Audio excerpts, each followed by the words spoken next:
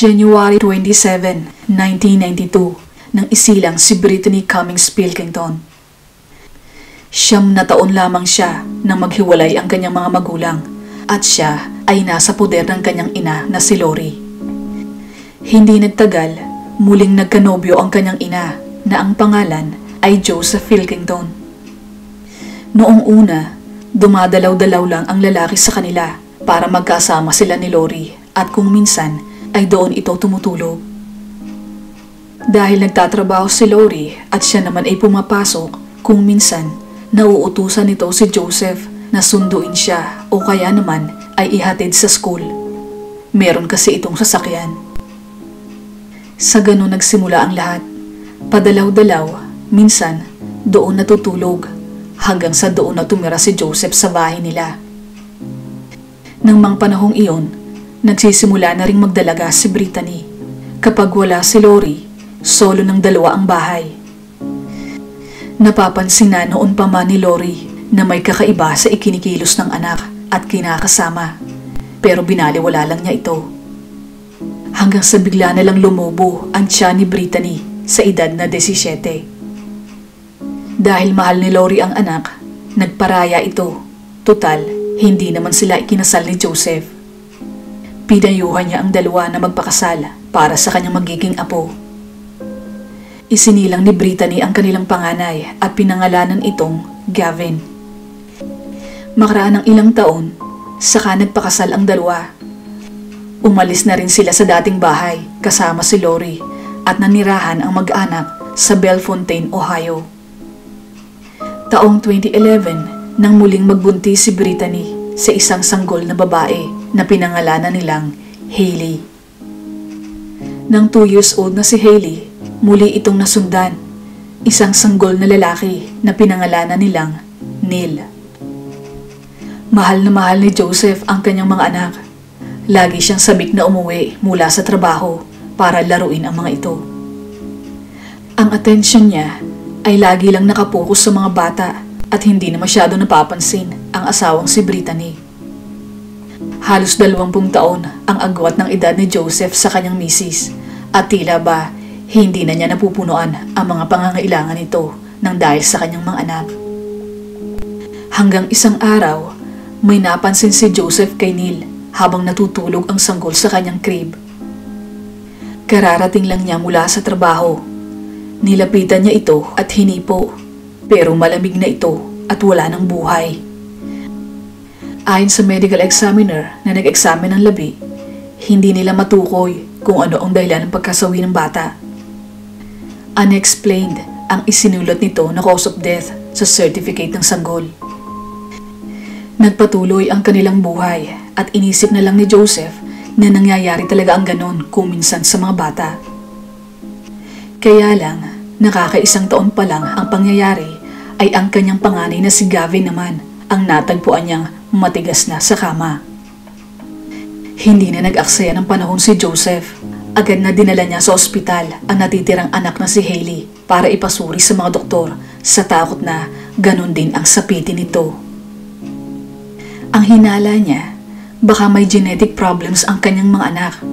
Bakit isa-isang namatay ang mga ito? Pero matapos suriin, wala namang nakitang problema ang mga doktor kay Hailey. Malusog naman ang kanyang anak at wala itong anumang sakit. Bagamat palaisipan pa rin para kay Joseph ang pagkawala ng mga anak, hindi niya pinaghinalaan ang kanyang asawa. Taong 2014 nang muling nagbuntis si Brittany, pinangalanan nila ang bunso na Noah. Dahil sa mga misteryosong pagkamatay ng kanilang mga anak, nagkaroon ng bulong-bulungan sa kanilang lugar. Natakot ang kanilang mga kapitbahay na may masamang mangyari din kay Noah. Kaya ipinarating nila sa Child Protection Services ang mga naunang sinapit ng mga anak ng mag-asawang Pilkington. Mabilis na umaksyon ang ahensya at kinuha sa poder ng mag-asawa ang 3 months old na baby na si Noah at Hailey. Inimbestigahan din si Brittany at Joseph pero wala naman silang nakuhang ebidensya laban sa sino man sa mag-asawa. Kaya ang nangyari, nagbaba ng utos ang korte na muling ibalik ang mga bata sa pangangalaga ng kanilang mga magulang.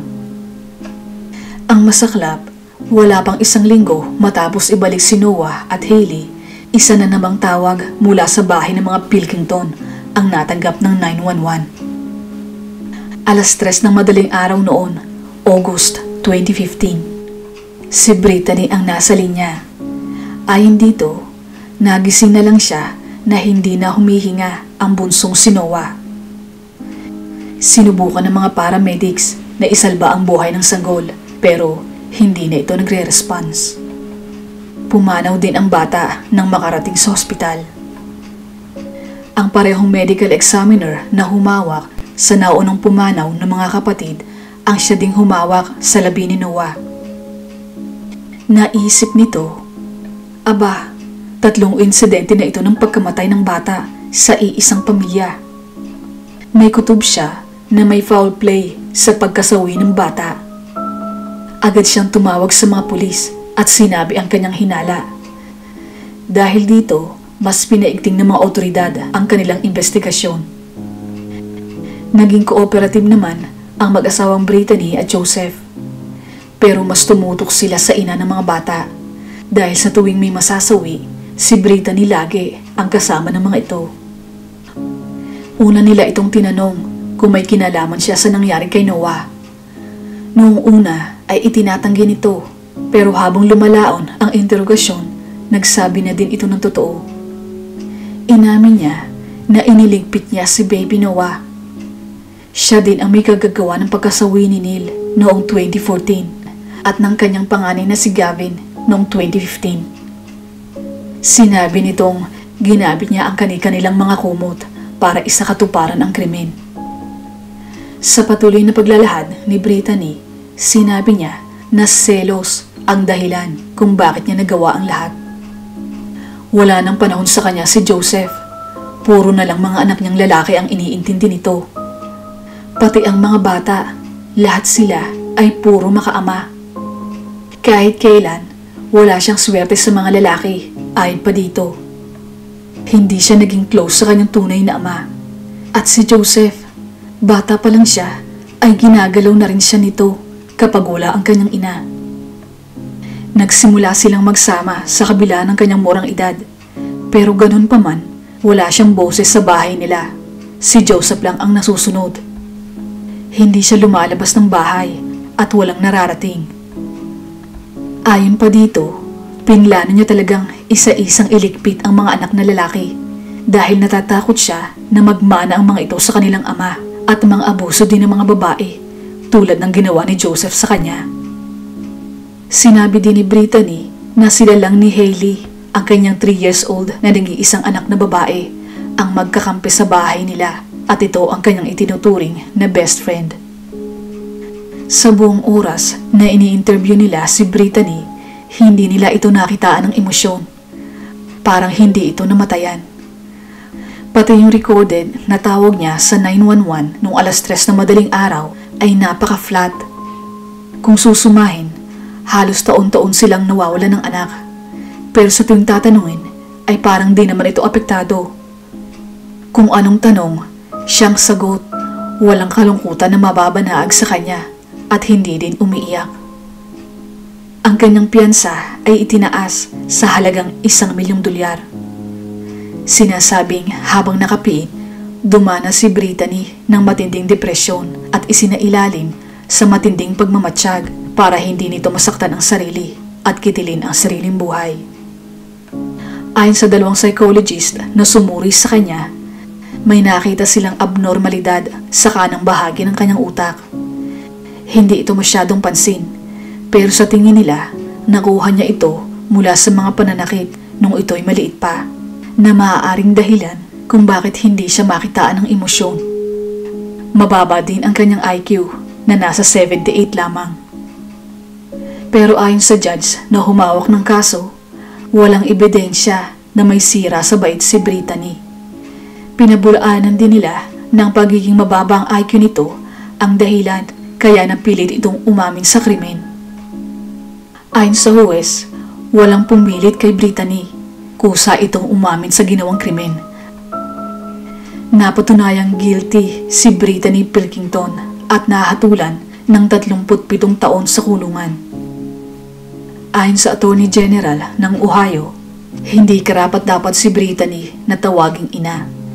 Bagamat hindi na maibabalik ang mga buhay na nawala, ang kanyang pagkakakulong ay garantiya na hindi na siya uulit pa.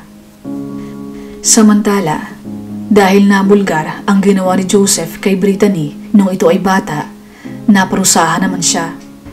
60 days na pagkakakulong na nang lumaon ay naging under probation na lang at nagmulta ng $200.